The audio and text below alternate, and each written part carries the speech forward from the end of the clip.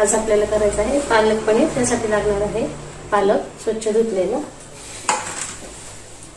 पनीर. पालक गरम पाण्यामध्ये 2 मिनिटांसाठी शिजवून घ्यायचं आहे. झाकण ठेवायचं. 2 मिनिट झालेले तुम्ही पाहू शकता. पालक इथे शिजलेला आहे. आता गॅस बंद करायचा आणि लगेच पालक गार पाण्यामध्ये काढून घ्यायचंय. लगेच गार पाण्यात काढायचंय. आता शिजलेला पालक आपल्याला मिक्सरमधनं बारीक करून घ्यायचंय. त्याच्यामध्ये आपल्याला चिरलेला टोमॅटो, थोडंसं आलं, 4-5 हिरव्या मिरच्या, कढीपत्ता, जिरं आणि कोथिंबीर टाकायची आणि हे सर्व एकत्र बारीक करून घ्यायचंय.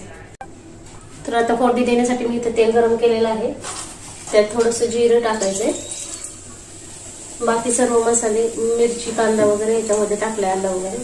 त्यामुळे आता आपण कढईत तेल गरम करून घेतलंय. त्याच्यात जिरं टाकले. आपण हे बारीक करताना त्याच्यात मिरची, आलं, टोमॅटो टाकले, त्यामुळे आता बाकी काही टाकायची गरज नाहीये. थोडीशी हळद टाकूया, थोडंसं लाल तिखट आणि मिक्सरमधनं काढलेलं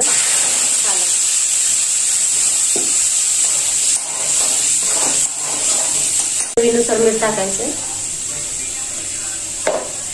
त्यासाठी मी सुहानाचा पनीर मिक्स मसाला घेतलाय. तुम्ही कोणताही वापरू शकता.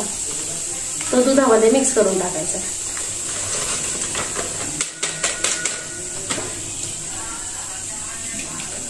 नंतर याच्यामध्ये थोडीशी क्रीम आणि दही टाकायचे.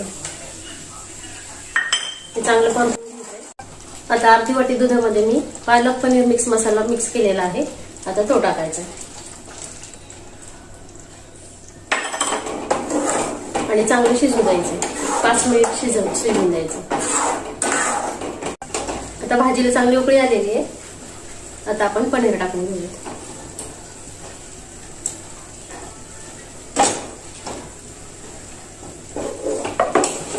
चांगलं मिक्स करून 5 मिनिटांसाठी शिजायला ठेवू. आता आपली भाजी तयार झालेली आहे.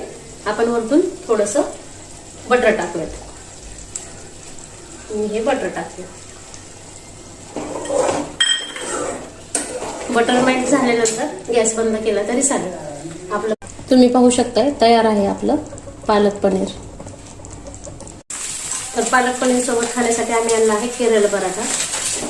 असं तेल लावून छान भाजायचं आणि गरमागरम खायचं. खूप टेस्टी लागतं. तुम्ही पण नक्की ट्राय करून पहा.